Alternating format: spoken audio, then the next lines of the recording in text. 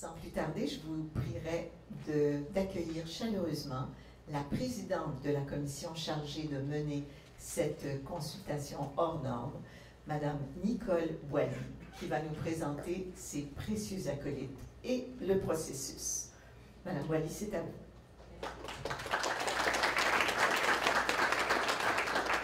Alors, merci Ariane.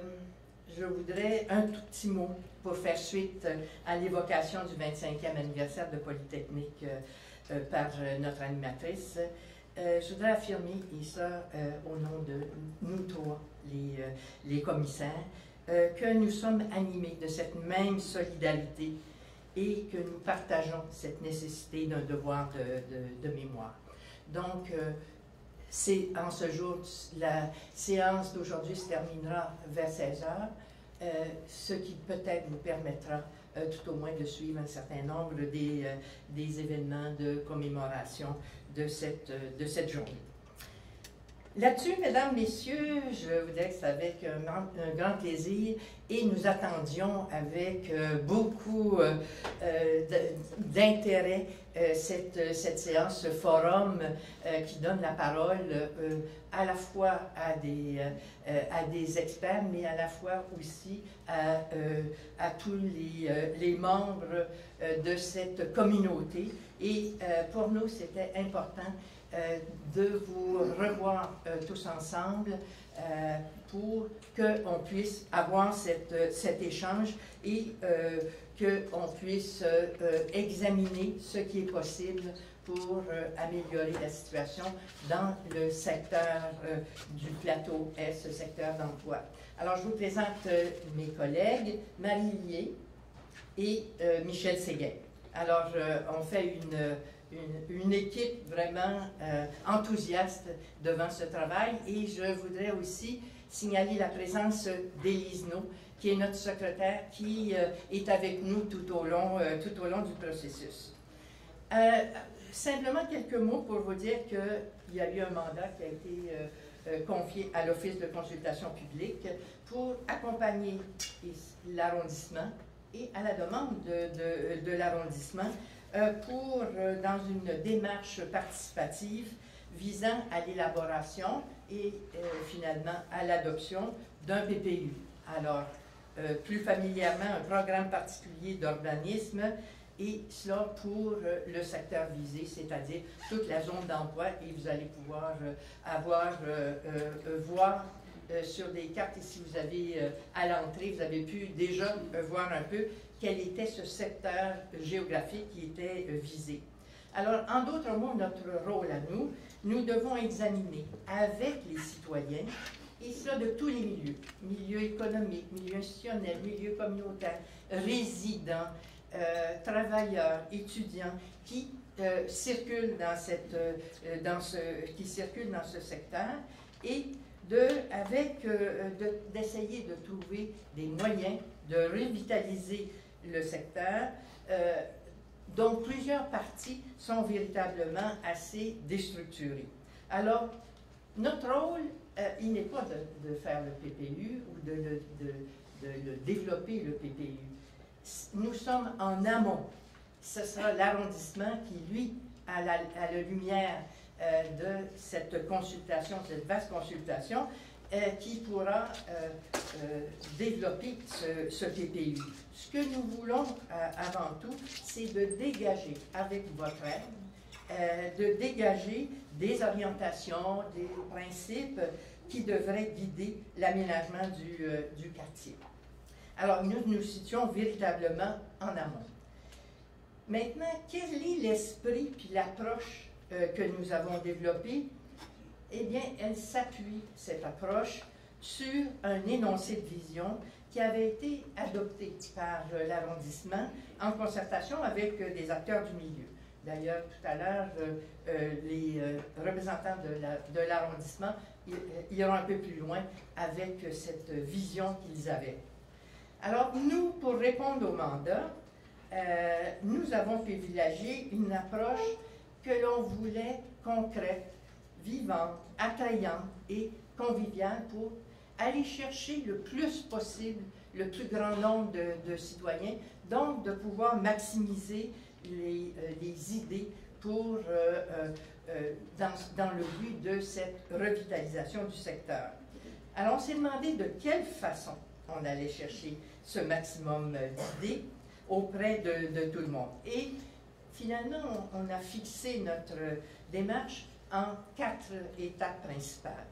Alors, la première, ça a été de rencontrer des gens, des groupes issus du milieu économique, du milieu institutionnel, puis aussi du milieu communautaire. Qu'est-ce qu'on voulait en allant rencontrer soit des individus ou des groupes? On voulait valider un certain nombre d'enjeux qui avaient été présentés soit par l'arrondissement, soit par les groupes qui, depuis plusieurs années, travaillaient sur l'amélioration de ce secteur-là. Donc, c'est le premier élément. Le deuxième élément, c'était de recueillir auprès de ces individus et de ces groupes davantage d'informations sur leur vision d'avenir du secteur. Alors déjà, on avait du matériel, il y avait de la documentation, des études, des rapports qui avaient été faits par les différents partenaires de l'arrondissement. On avait déjà ce matériel documentaire. On avait les résultats de nos rencontres. On a fait plus d'une quinzaine de rencontres. Et avec tout ce matériel-là, on s'est dit, avec ça, il serait peut-être important d'aller vers un type de consultation d'un nouveau genre et qui s'était vraiment d'innover en termes d'approche de consultation. Alors, c'est nos façons de faire, ça a été de mettre à contribution les citoyens venant de différents univers, et on a eu la chance d'avoir des gens vraiment de tous les milieux pour un exercice d'aménagement. Et donc, vous aurez tout à l'heure des exemples de ce qui a été fait dans ces ateliers où des citoyens ont été mis devant une possibilité d'aménagement. D'ailleurs, vous allez pour plus tard, à l'heure du midi, vous pourrez voir et vous exercer vous-même auprès dans nos kiosques où vous verrez comment, de façon très, très concrète et très pratique, ce qui a été fait dans les ateliers. Alors, les participants de chacun de ces ateliers avaient à proposer des orientations de développement et d'aménagement du secteur visé. Il y a 3 équipes qui ont réalisé des scénarios de planification, et c'est ce que vous aurez dans un deuxième bloc. C'est ça, c'est dans le deuxième bloc, vous pourrez voir les résultats de leur travail. La 3e étape, eh bien, c'est aujourd'hui. Alors, ce qui est important, vous voyez, dans chacune des étapes, une étape nourrit la suivante. Et c'est donc à partir à la fois de la première étape des rencontres, par la suite des ateliers, et les ateliers dont on peut profiter aujourd'hui dans cette étape pour alimenter à la fois l'information auprès de l'ensemble des citoyens, mais aussi d'arriver à avoir des échanges. Parce que l'important, il y a donc 2 aspects à la rencontre d'aujourd'hui. L'aspect de fournir une part d'information et, d'autre part, de pouvoir avoir des échanges et des réactions face à toute cette information qui vous a été présentée et qui, pour nous, c'est un élément de plus vers la 4e étape qui, elle, ce sont les auditions de mémoire, qui est la façon plus traditionnelle à l'Office de consulter les gens. Alors, nous vous invitons d'ailleurs, avec beaucoup d'emphase, à présenter des mémoires. Je pense qu'il faut démystifier un peu ce qu'on appelle l'audition de mémoire. C'est dans le fond pour toutes les personnes, les groupes, de pouvoir venir s'exprimer sur l'avenir de ce secteur. Et ces présentations, elles peuvent être orales, écrites, elles peuvent être déposées sans venir en audition. Les gens peuvent venir simplement présenter oralement leur vision de l'avenir. Mais donc, c'est quelque chose de très simple, c'est que les gens puissent venir s'exprimer sur le sujet. La seule chose, c'est qu'il faut s'inscrire et ça sera avant le 15 janvier. Et les auditions, elles seront à partir du 20 janvier. À la fin du processus, bien sûr, la commission va produire un rapport qui se veut une prise en compte des opinions, des orientations que vous avez pu privilégier au cours des différentes étapes de cette consultation. Et bien sûr, le rapport sera rendu public. Alors, voilà. Alors, je vous inciterai par ailleurs à aller voir les kiosques au moment du repas. Et là-dessus, je vous souhaite une bonne journée et on est à l'écoute de vous tous pour améliorer et alimenter notre réflexion. Merci. Merci beaucoup. Alors, sans plus tarder, on va demander à l'arrondissement du Plateau-Mont-Royal et donc à M. Stéphane Morin, qui est urbaniste et conseiller en planification à la division de l'urbanisme, du patrimoine et des services aux entreprises de l'arrondissement, de nous présenter un peu la démarche entreprise afin de régénérer le secteur d'emploi qui longe la voie ferrée. Monsieur Morin, c'est à vous. Merci, Mme Aymon. Merci à tous de vous être déplacés ce matin, en ce beau samedi, période de veille des fêtes. En introduction, je vais simplement préciser d'abord le territoire de référence. Pourquoi, dans le fond, on a choisi de s'attarder à ce territoire-là. Il s'agit principalement du territoire qui borde les voies ferrées, donc dans l'extrême est du plateau Mont-Royal. C'est le territoire qui, au plan d'urbanisme, est identifié comme un secteur d'emploi déjà, donc depuis plusieurs années. C'est un secteur aussi qui avait été identifié pour sa partie sud principalement comme étant à transformer. Donc c'est le secteur donc, adossé aux voies ferrées de Sherbrooke jusqu'à l'avenue Papineau, en passant par les secteurs de la rue Rachel, la rue Berville, jusqu'au secteur de la rue Masson, plus au nord. Donc, la présentation va porter donc, sur ce territoire-là, donc l'historique, un bref historique de son développement, son portrait actuel, et enfin la démarche de planification qui a été amorcée il y a quand même plusieurs mois par l'arrondissement pour la planification de ce secteur-là. L'historique de développement, donc essentiellement le secteur du plateau ouest, en fait, était essentiellement agricole jusqu'à la fin du 19e siècle. Il y a eu le développement des carrières qui a été un premier essor dans la partie nord du secteur, mais il faut attendre véritablement l'ouverture du chemin Papineau en 1810 pour que véritablement ce qui était le village de la Visitation se développe, et encore plus à la fin du 19e siècle, lorsque en 1870 il y a l'implantation des voies ferrées. Le village de la Visitation sera remplacé, l'appellation, par la municipalité du village de Laurier en 1895. Le début du 20e siècle, c'est à ce moment-là qu'on voit l'implantation du côté de Rosemont des ateliers Angus, et qui représente à ce moment-là le véritable premier boom de développement du secteur. Ça correspond également à la période du développement du secteur des abattoirs de l'Est au bout de l'avenue du Mont-Royal. Et par contre, le 1909 voit le village de Lormier annexé à la ville de Montréal dans un mouvement d'annexion de plusieurs villages de la même façon qui viendront composer le Montréal d'aujourd'hui. C'est aussi la période où on fait davantage d'infrastructures telles que le prolongement du boulevard Saint-Joseph vers l'est. Jusqu'au milieu du 20e siècle, on voit progressivement s'implanter de plus en plus des manufactures, certaines industries, notamment en 1920 la Fry et Cadbury.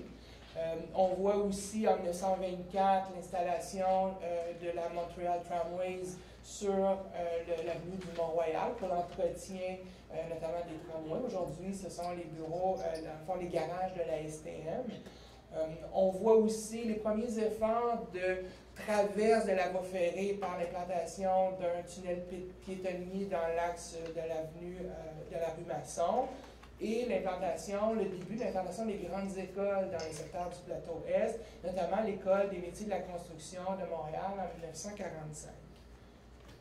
La seconde moitié du 20e siècle, on voit encore une fois certains aménagements au niveau des infrastructures, dont notamment la construction d'un pont ferroviaire sous la rue Masson, le réaménagement du boulevard Saint-Joseph avec son terre-plein central, mais aussi c'est la période où commence vers, je dirais, la fin du 20e siècle environ, la fermeture des abattoirs qui seront remplacés par l'édifice notamment du Journal de Montréal, la création au niveau d'un pôle davantage sportif socio-communautaire autour du centre du plateau en 1987.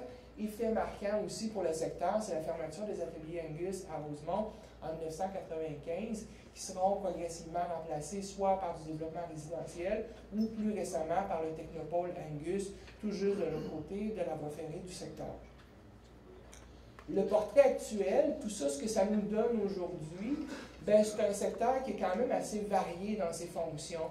Même si on retrouve une majorité de fonctions à des vocations davantage, disons, industrielles lourdes, industrielles légères et commerciales lourdes le long des voies ferrées, donc la partie qui est en mauve sur la carte, on retrouve quand même un axe commercial important qui s'est développé sur l'avenue du Mont-Royal. Certains également du côté de Rosemont, plus récemment l'avenue Masson, aussi en bleu sur la carte, donc des pôles institutionnels autour notamment de l'école, ici souvent autour de l'école église, mais aussi autour du centre Lucie Bruno, des écoles aussi plus au nord de Saint-Joseph, et tout ça en blanc-jaune, ponctué de certaines enclaves aussi résidentielles. Je vais vous présenter un peu plus en détail le secteur par la suite. Donc, on peut voir quand même que c'est un portrait qui est quand même assez diversifié. Quelques chiffres. Et là, je vous dirais que ces chiffres-là peuvent varier beaucoup selon la référence, selon le territoire de référence aussi. On peut dire que dans le secteur d'emploi du plateau Est et ses abords immédiats, vivent environ 3000 personnes.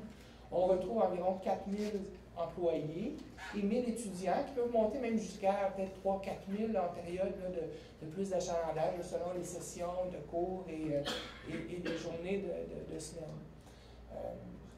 Au niveau des établissements, ce qu'on retrouve principalement, ce sont des entreprises dans le domaine soit des services, principalement donc on voit tout ce qui est plus en turquoise, mais aussi la fabrication plus en mauve, mais on voit quand même par la représentation des différents types d'établissements que c'est quand même bien réparti. Il y a une représentation assez variée, autant commerce de détail, fabrication, services, comme je disais tantôt.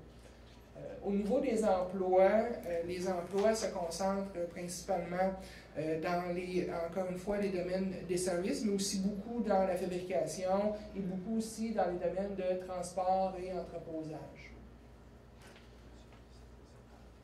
Les équipements collectifs et institutionnels, juste en mettant, s'il y a des choses qui ne sont pas très claires, tout ça est disponible sur le site, autant la page web du plateau Est, produite par l'Office, que sur la page de l'arrondissement au niveau des projets urbains propres au secteur d'emploi du plateau Est.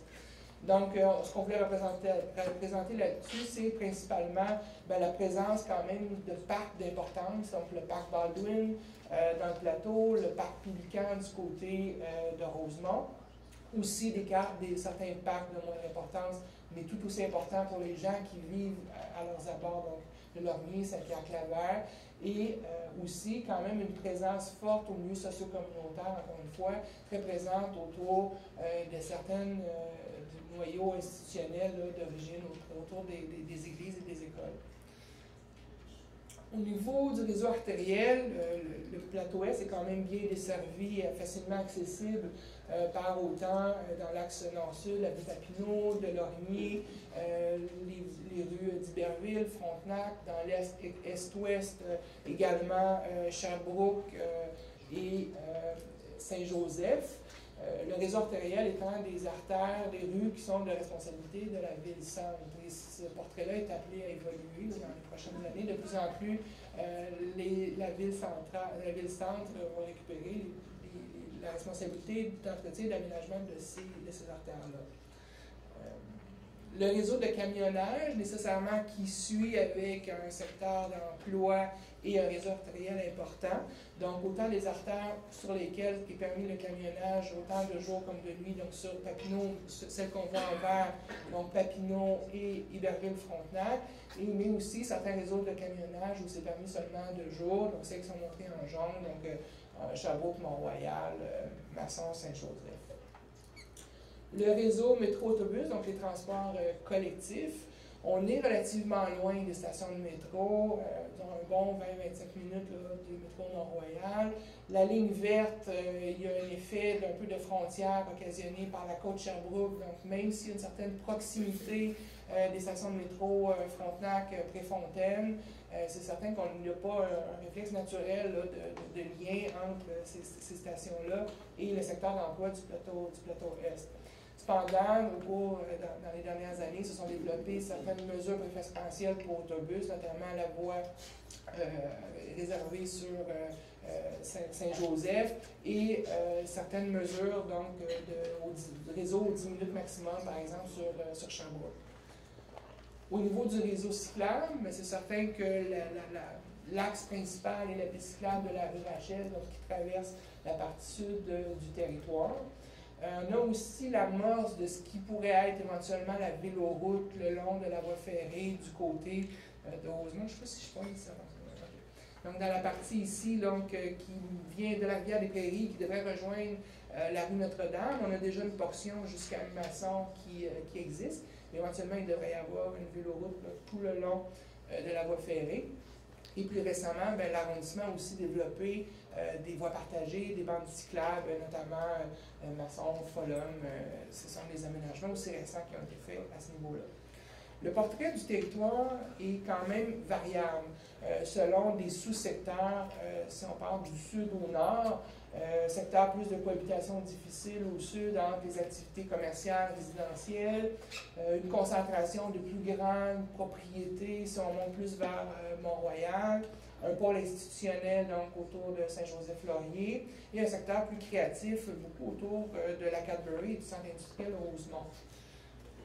De façon plus précise, donc le secteur immédiatement au sud est marqué beaucoup par des entreprises de mécanique automobile, d'entretien, de recyclage, de construction, rénovation, qui amènent ces problématiques de cohabitation-là avec aussi des insertions résidentielles qu'on retrouve notamment tout le côté ouest de la rue Iberville et résidentielle, alors que la partie est est davantage vouée au commerce lourd. On a des enclaves aussi résidentielles sur la rue Gascon. Toute la partie sud aussi de Rachel est à proximité des secteurs qui sont davantage source de nuisances. La concentration de grandes entreprises, donc, comme je disais tantôt, on a le Journal de Montréal, on a les garages à la STM, on a aussi le Saint-Émile-Iberville, le Salaison-Lauzon, le Nissan qui est assez récent.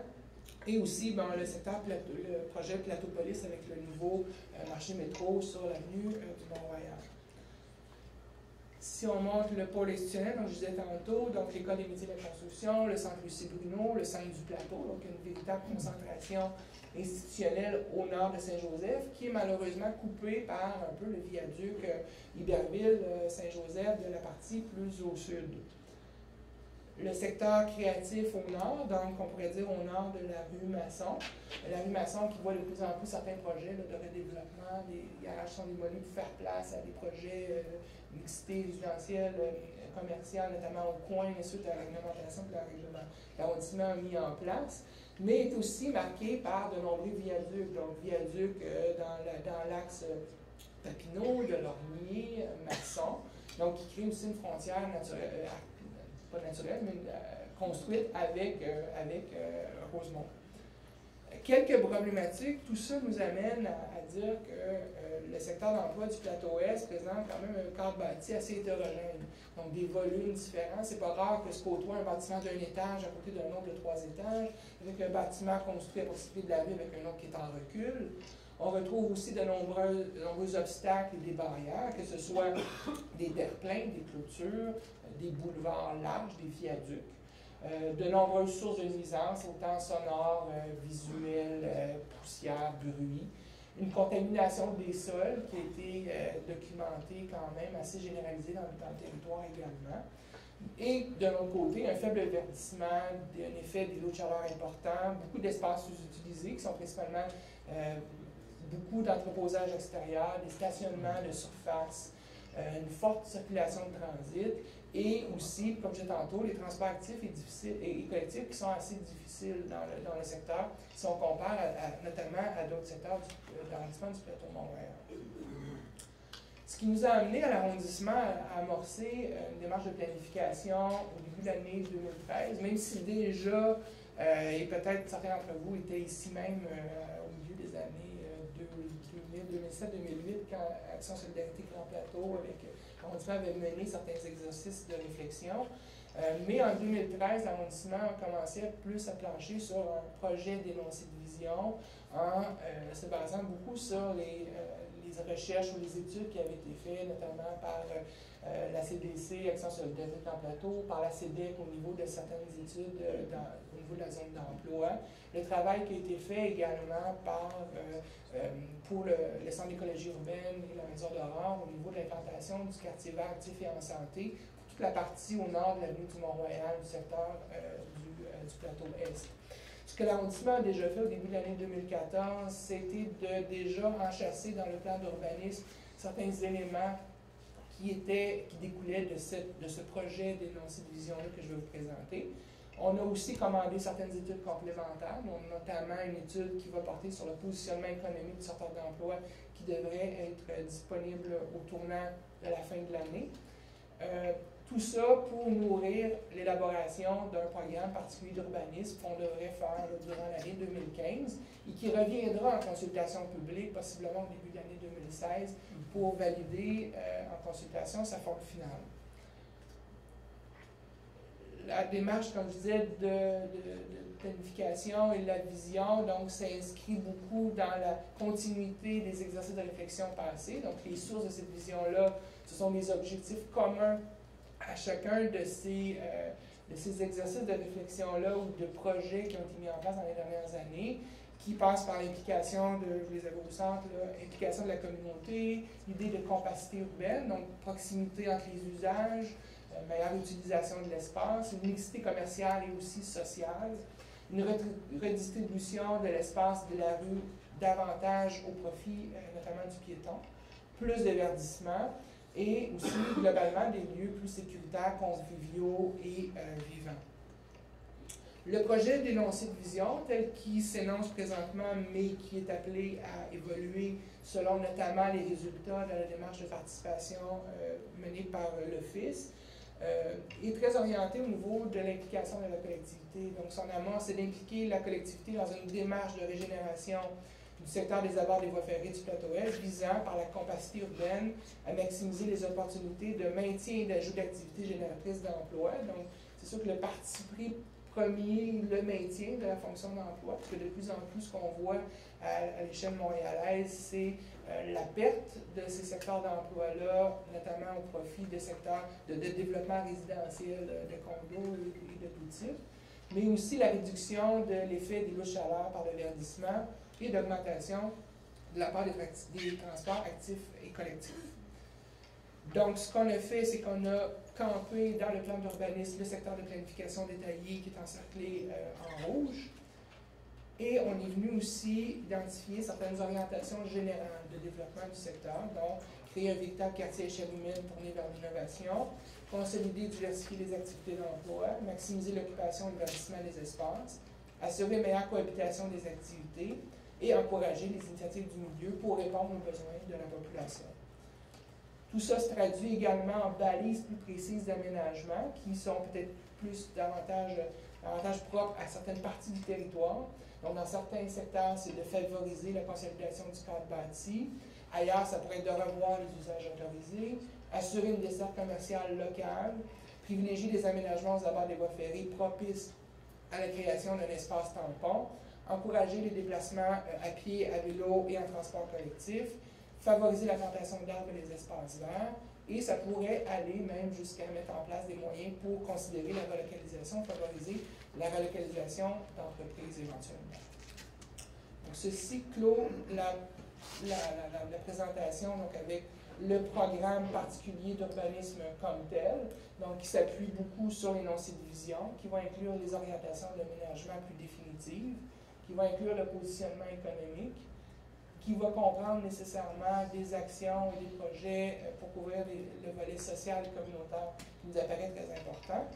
Tout ça va se traduire en projets structurants, en aussi des nouvelles affectations, donc nouveaux usages, nouvelles vocations pour les territoires et un encouragement sans doute à une plus grande densité d'occupation du territoire. Il faudra éventuellement, dans la prochaine année, identifier quels devraient être les intervenants privilégiés pour mettre en place ou mettre en œuvre cette vision, chiffrer nécessairement des coûts à tout, et fixer un échéancier dans le temps sur un horizon qui sera à déterminer. C'est tout. Merci. Merci beaucoup.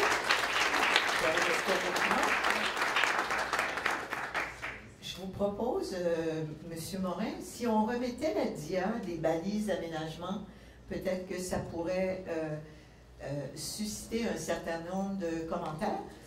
Alors, ce serait le premier moment où on aimerait vous entendre sur ce que vous venez de recevoir comme information, disons comme grand chapeau. Allez-y, bonjour. Je peux juste me permettre, je ne sais pas si mes collègues pourraient me rejoindre s'il y a des questions qui touchent. Voulez-vous être devant? Certainement, sans problème. Alors, vous allez nous les présenter, M. Morin? Jean-François Morin, qui est notre chef de division urbanisme et services patrimoine et services aux entreprises. Et votre cousin, j'imagine? Pas vraiment. Non, c'est pas votre...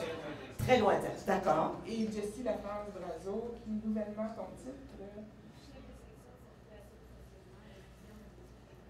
Circulation, stationnement, études techniques. Je vais juste mentionner aussi la présence dans la salle d'Ève Gagnon-Levert, qui était stagiaire avec nous cet été et qui a beaucoup collaboré à toute la question de la cartographie et la réflexion sur aussi le travail qui était présent. Parfait. Alors, nommez-vous, s'il vous plaît. Bonjour, Louise Audaire de Vivacité Montréal, Société immobilière solidaire. Bravo pour la présentation. C'est intéressant de voir aussi comment vous l'avez présenté. C'est assez clair. Moi, j'ai 3 petites questions quiz. Peut-être que les réponses n'existent pas, mais bref. Je veux savoir si vous saviez combien il y avait d'emplois au plus fort de sa vie économique dans ce secteur-là, historiquement. Est-ce qu'on sait, est-ce que c'est 4000, c'est au max, ou s'il y en a... Malheureusement, on n'a pas l'information. L'économie ayant changé, c'est sûr que naturellement, on prend juste l'exemple du Journal de Montréal, c'est plus la même chose qu'il y a dans les années 80, par exemple.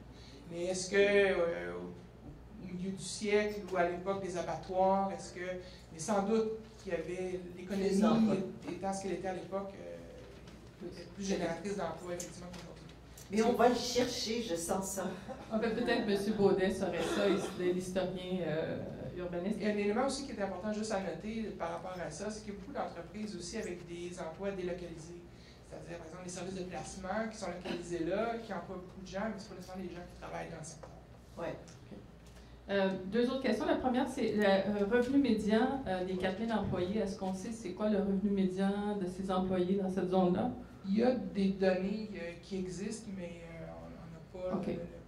Je ne sais pas si sur le site de l'Office, s'il y a des informations. Pas sûr. Hein? Au niveau du portrait sociodémographique. Peut-être dans l'étude de la CEDEC, on le saurait. En fait, je me demande, je me rappelais plus. Je ne sais pas si c'est là, mais en tout cas, bref, ça pourrait être intéressant d'avoir une idée du revenu médian des emplois qui sont là actuellement. Puis, aussi le pourcentage des employés qui vivent à proximité de cette zone. En fait, ça peut être un objectif d'augmentation de ce pourcentage-là, parce que je sais qu'il y a beaucoup de ces employés qui voyagent beaucoup, même qui peuvent vivre en banlieue pour travailler dans ces zones-là. Donc, peut-être savoir c'est quoi le pourcentage, peut-être Rosemont-Petite-Patrie, Centre-Sud, Plateau, en fait, pour donner une idée. Ça, on le sait. Merci. Non, mais ça, on le sait, non? Oui, les rapports de la CEDEC, peut-être Vanessa de oui. la CEDEC. Vanessa, oui, vous le savez, je crois, hein? Parce que je l'ai lu, moi. Il me semble que c'est quoi, 30 ou... 30% qui habitent dans l'arrondissement du plateau Mont-Royal, 30% qui habitent dans les quartiers limitrophes, donc Rosemont, Ville-Marie et tout ça, et 30% qui viennent de l'extérieur de cette zone-là, autour du secteur d'emploi. Mais pour le revenu médian, je ne sais pas si Fulvia de la CDC aurait la réponse, mais ce serait pour le quartier du plateau Est au complet. et non le secteur d'emploi. OK, ça serait pour l'ensemble du quartier, non pas juste la zone qui borde. Est-ce que vous l'avez, Fulvia? Non, je ne l'ai pas par cœur. Vous ne l'avez pas par cœur. Oui, je veux dire que c'était Vanessa Huppé-Hart de la CEDEC, Centre-Sud, Plateau-Mont-Royal, qui avait la réponse. Je savais que je l'avais lu. OK. Des bonnes questions, madame. Merci beaucoup. Des observations sur ce que vous venez d'entendre, des commentaires. Monsieur, montez à l'avant. Et monsieur, est-ce que vous aimeriez poser une question? Est-ce qu'on peut avoir, Jérémy, un deuxième micro? On pourrait se diriger vers les gens qui veulent rester à leur place. Monsieur, nommez-vous? Bonjour, Madame Burgalière. Le titre, c'est « Rénover ou reconstruire ». La question me posait, mais reconstruire, c'est quoi les limites de l'exercice? On enlève tout, on recommence. Où est le nerf de la guerre? Parce que c'est l'argent. Fait que là, pour l'instant, j'ai l'impression que c'est relativement limité, mais reconstruire jusqu'où? Je veux reconstruire quoi? Bonne question.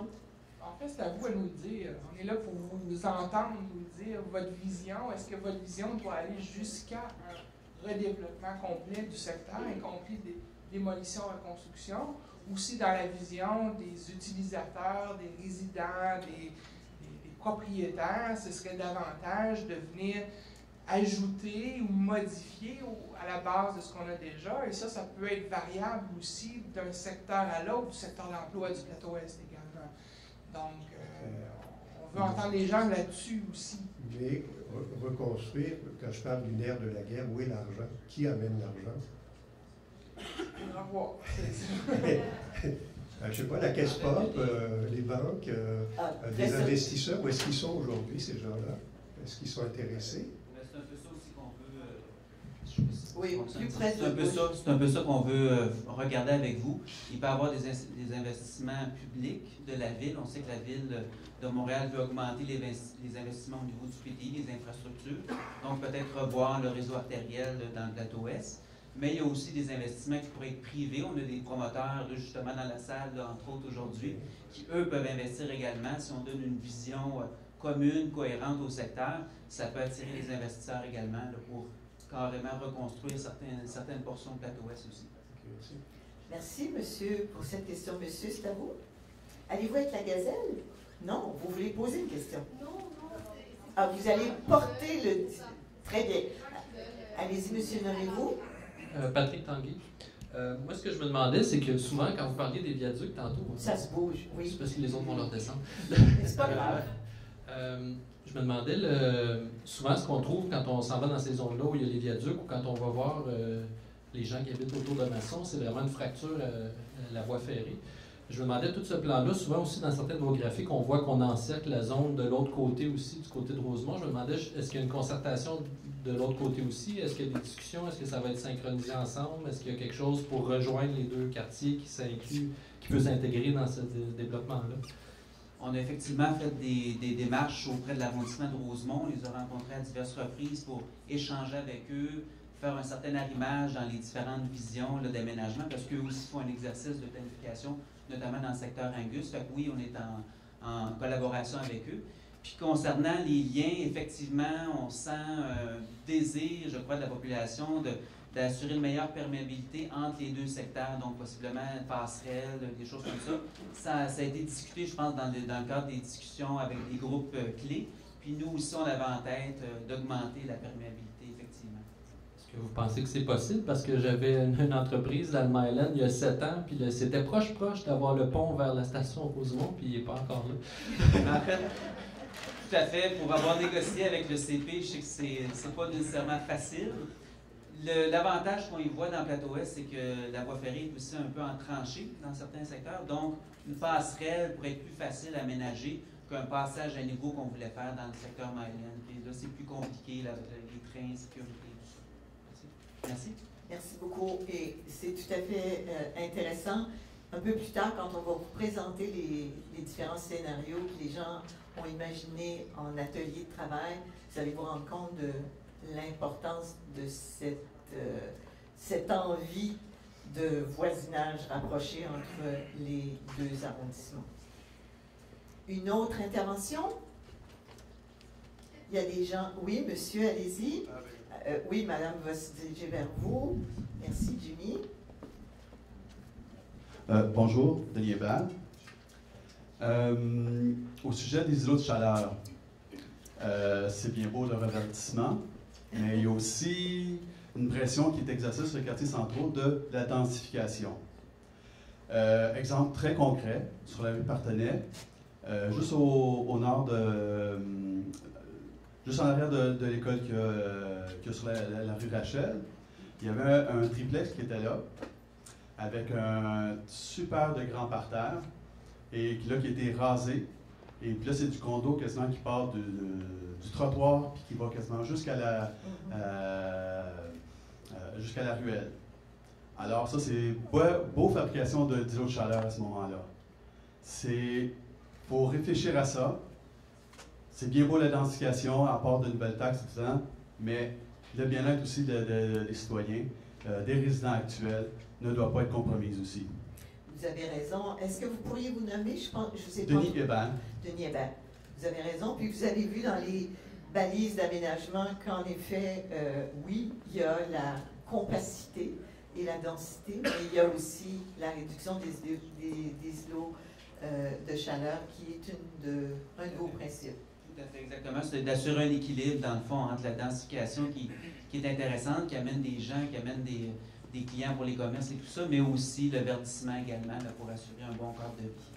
On peut peut-être juste ajouter Allez-y, M. Morin. également que c'est certain qu'aujourd'hui, ça porte sur le secteur d'emploi du plateau Est. Mais il y a aussi des mesures que l'arrondissement met en place globalement pour l'ensemble de l'arrondissement et qui seront aussi bonnes pour le secteur d'emploi. Notamment, on vient tout juste d'amorcer une procédure visant à modifier certains paramètres réglementaires pour favoriser notamment davantage de verdissement, des toits avec des indices de réflectance solaire plus appropriés, etc. Donc, il y a aussi des mesures qui, parallèlement, sans s'inscrire précisément dans cette démarche-là, qui vont aussi avoir des effets parallèlement sur la lutte aux îlots de chaleur, etc., sur l'ensemble du territoire du plateau Mont-Royal. Oui. Parfait. Une autre intervention? Ici devant, donc, Mme Mainville. Levez-vous, s'il vous plaît.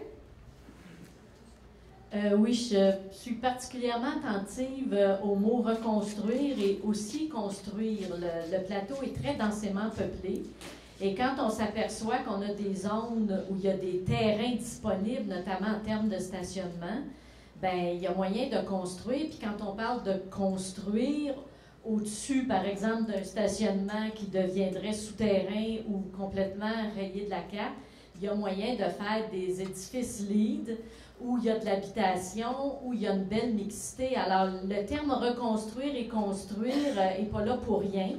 Là où il y a des terrains, il y a des possibilités de développement qui peuvent être extrêmement intéressantes, tout en étant vertes et en tenant compte de l'environnement de ce quartier-là.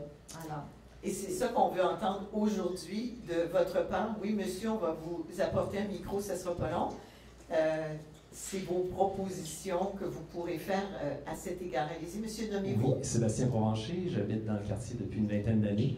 Je suis entrepreneur technologique, donc j'ai créé des dizaines d'emplois à Montréal depuis 8 ans environ. Et je suis en démarrage d'une nouvelle entreprise technologique, donc une start-up. Je suis très impliqué dans ce milieu-là. Et puisque j'habite dans le quartier et j'ai l'habitude de créer mes emplois ailleurs, je trouve ça très intéressant de le faire ici. Dans la question rénover ou reconstruire, ce qui est très important, c'est que quand on a des entreprises en démarrage, surtout des petites entreprises technologiques, c'est idéal de se loger dans des anciens édifices pour ne pas avoir payé le gros prix. Bien sûr. Et donc, quand on parle de reconstruire, il faut faire attention parce qu'on a déjà un parc immobilier qui semble désuet quand on se promène sur d'Iberville, sur Frontenac, mais qui peut être très adéquat pour des startups technologiques qui souhaitent payer un peu moins cher. Et on va tout à fait aborder ces enjeux-là un peu plus tard aujourd'hui. Merci beaucoup, M. Provencher, de les avoir évoqués. Madame, nommez-vous? Oui, Linda Vallée, j'aurais une question en fait qui concerne l'étude de positionnement économique du secteur. Je ne sais pas si vous allez pouvoir me répondre, mais enfin, on verra. C'est que quand on parle effectivement de densification puis de mixité de fonctions entre le résidentiel, le commercial, l'industriel léger, je pense que lourd, vous l'avez mis un peu là, c'est-à-dire je pense que ça va impliquer probablement qu'il y a des gens qui quittent le secteur éventuellement. Mais dans l'étude de positionnement, est-ce qu'on va jusqu'à regarder la possibilité à la fois de la nouvelle économie, effectivement, et aussi de tout ce qui est des technologies durables, c'est-à-dire utilisation des toits verts, agriculture urbaine, etc., parce que je pense qu'il y a une préoccupation et ça permet aussi à la fois d'aller vers le secteur économique, mais aussi d'apaiser oui, aussi les eaux de chaleur, mais d'apaiser aussi, je dirais, les conflits résidents et industrie ou commerce. Alors, je pense que je voulais juste savoir si vous l'aviez regardé.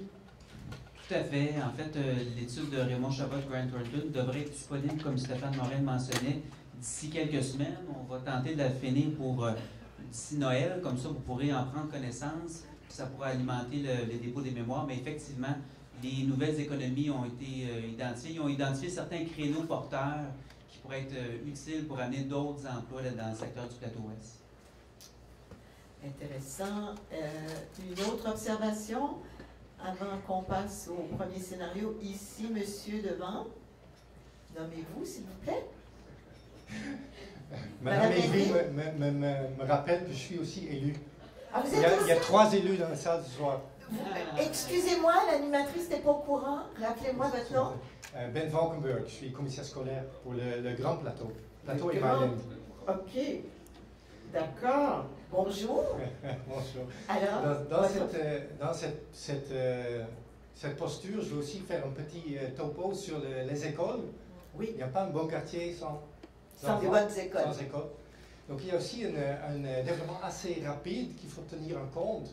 Quand je suis arrivé en poste il y a à peine 2 ans et demi, il y avait beaucoup disons des écoles dans le plateau, dans les quartiers centraux, qui étaient assez spécialisés, qui attiraient du monde extérieur.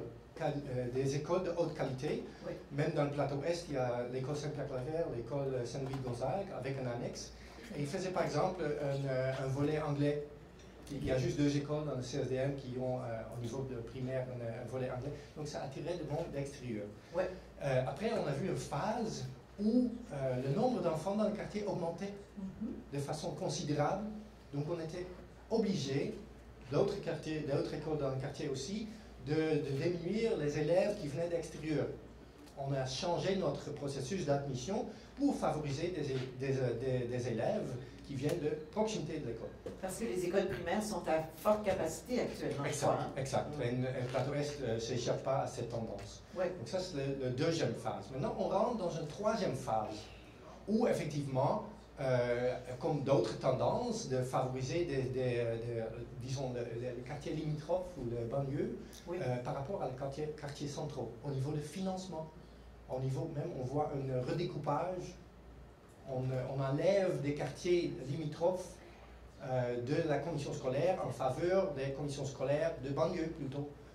Donc ça c'est la tendance qu'on voit maintenant, c'est que de spécialisation pour des écoles dans les quartiers centraux va être moins évidente parce qu'on aura moins de budget de fonctionnement. Comprenez-vous? Donc il y a un peu un appauvrissement de ces quartiers spécialisés qui sont dans les quartiers centraux. Et comme je dis, je répète, le plateau ne s'échappe pas à cette tendance-là. Donc ça, c'est un développement qu'il faut tenir en compte. On a de belles écoles, on a besoin de capacité, mais on aura peut-être moins la possibilité de donner cette couleur particulière dans le quartier central, avec des volets alternatifs, par exemple, comme l'école Élan, c'est une bonne école, mais il faut le protéger. Ça, il faut tenir en compte dans votre développement. Aussi, des écoles comme Saint-Pierre-Claver, il y a des volets comme des enfants, par exemple, avec dyslexie importante. Si on veut garder cette couleur de particularité du plateau, il faut le défendre. Le contraire, on voit avec une école comme l'école de métiers de construction. Je l'ai dit, des écoles de métiers de construction, on a 2 sur le plateau. Un peu plus loin, on a l'école d'équipement motorisé, des meubles et l'école d'équipement de construction. Oui. C'est très intéressant. On va plutôt augmenter les capacités parce qu'on a besoin de l'argent. Ça sonne un peu, je le dis, mais c'est un peu vache à lait. La commission scolaire fait beaucoup d'argent avec la formation professionnelle. Donc, c'est à surveiller aussi. On a déjà, autant pour l'équipement motorisé que l'école de construction, on a déjà des annexes ailleurs dans d'autres quartiers pour assumer le grand demande du marché et pour, bien sûr, parce qu'on veut faire une bonne offre. Donc, gardez ça aussi en tête que la pression est forte pour ce type d'institution hyper spécialisée, en fait. Oui, mais ce que je retiens de votre intervention, c'est que vous faites un appel à la mobilisation. Il va falloir que les résidents, les différentes composantes du plateau et du plateau Est soient extrêmement... j'ai juste aware, excusez-moi. C'est parce que je vous écoute. Vigilant pour bien faire attention à cette richesse, finalement. C'est vraiment une richesse commune que vous avez. Ce sont des vases communicants. Oui. Le plateau Est aussi, le plateau en général, c'est un milieu qui est très attirant, un agréable milieu de vie. Mais c'est aussi en partie parce que les gens vont chercher des écoles qui sont de qualité pour leurs enfants, qui ont la possibilité de fréquenter un cohorte d'enfants qui est à l'aise, quoi. Oui, oui, je comprends. Donc ça, c'est quelque chose à tenir. Super. Ben, merci beaucoup de votre intervention. Un autre commentaire? Oui, au fond de la salle.